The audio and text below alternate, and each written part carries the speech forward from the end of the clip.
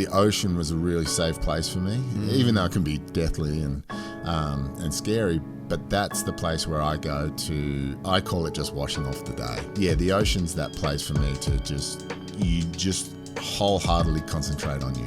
Yeah. Everything. There were times where it was real tough. Mum always said that we've got to have a house near the beach, because if the boys are in the ocean, they're out of trouble. Her just making those decisions changed our world.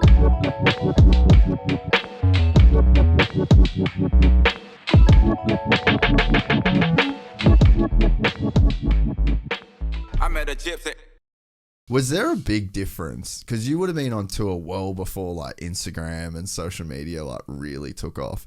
Was there a big difference in what the tour was like before Instagram, socials, all that shit, to then when it like really started to come in? Yeah. It was even for us, because all our events are live. Yeah. Before they were live was really different. Really? Yeah. Like, before they were live, like, it was back in the days where surfing was just partying and stuff like that. So you go out and, have a night out. And if you have a shit heat, no one would know about it until it's written up in the magazine. Yeah, right. So then like you could literally just live with that loss like you didn't lose almost, because like no one knew, no one was talking about, no one really. Yeah, it was only like the few people that were next there. event. Next event.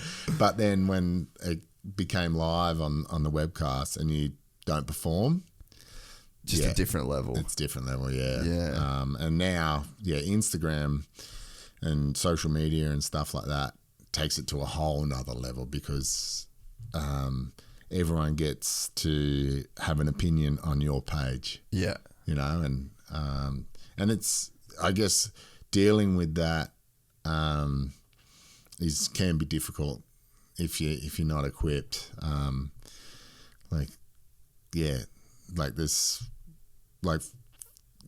Especially if you're like going for a world title and you got like this person's going for this person or this person, and they let you know. Yeah. Because for them at home, that's funny. Yeah. But they don't know what the actual person's like. They don't know what they're going through in their home, or what's going through their brain or whatever. And you might just be in a shit mood and just be like, that really hurt, or whatever. So it's it can be a dangerous place. But you just, around events or whatever, you just try not to read comments. Yeah. So what was it when you were, before it was live, what was the setup? Like it was fully, because nowadays you go and it's like everything is like literally to the minute. Was it just a fully loose sort of program back then? No, like it was well run still. Like not much has changed on the event side. On the event side. Yeah. Like they've kept a lot of the I guess the protocols, have just, you have a little warm-up surf and then they'll start and, and heats at the same time. But like back in the day, like say if, with seeding or whatever, and you went back-to-back heats, they could easily switch them around and give the person an extra like heat. Where now they can't. It's like, it's live. People blowing up, why is he getting an advantage or this or that?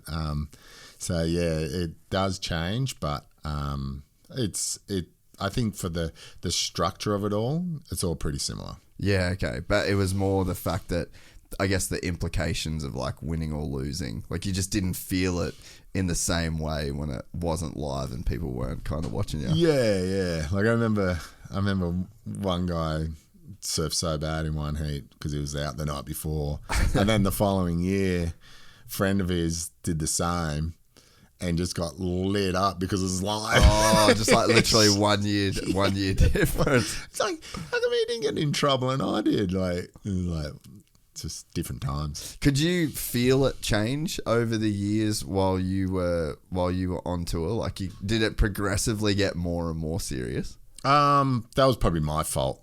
The serious side of it, because I went from, ripping my hamstring off, and then coming back, and I was probably the one that sort of put so much time into fitness and The physical side of it. yeah, and You fucking yeah, everyone. fuck that. And I'm bringing like exercise balls down to the beach and stretching, and I'm like, what's going on here?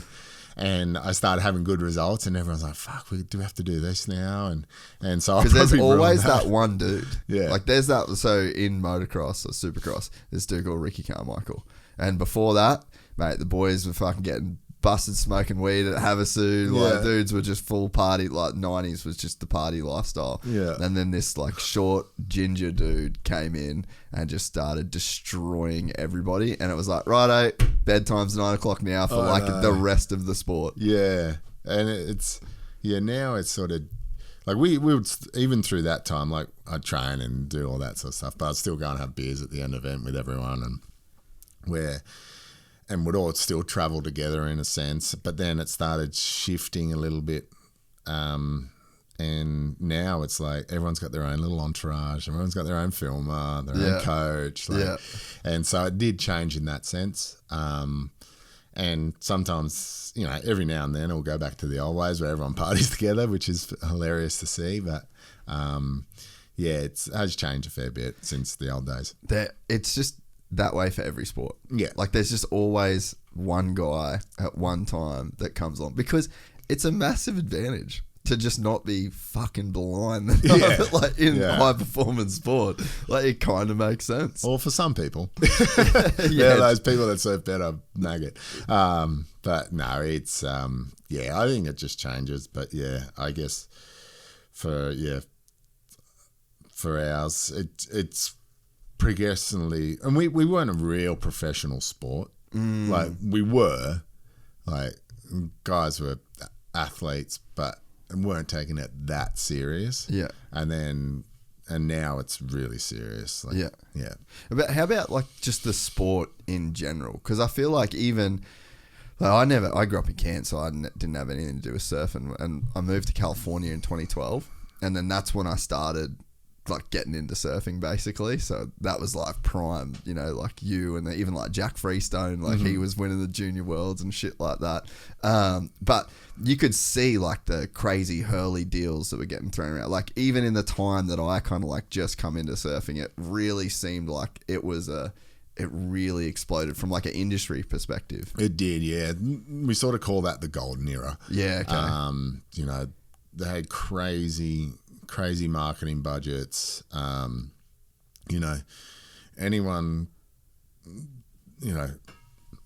they'd sponsor all kinds of people for crazy amount of money, and then it was great because it was during my time. But now, like it's pretty tough out there. Really? Yeah. It's there's the fair few guys on tour that don't have a major sponsor over a couple of $100,000. Which, like back then, if you were on tour, then it was like $1 million guaranteed, right? Yeah, it was almost like you get your paycheck, you make the tour, and it was like, oh, there's your base salary of $150,000 or something. Top guys were getting millions, and so where now I don't think there's that many $1 million contracts left. That's wild to think. Like that's a pretty short period of time. Yeah. What do you think? Why do you think the economics changed so much? I think it had to do with the brands almost saw the opportunity of going so big. They're like, oh, the stock market, let's jump on that. Yeah. And it went really well for a little bit, and then it went. Yeah. And that was a really tough one. You see the likes of Billabong and Quicksilver, they're owned by the same company now. That's wild. It's so wild. And so, that marketing budget just got cut in half. Yeah. Because they got to sponsor both teams. Yeah. So, that's part of it.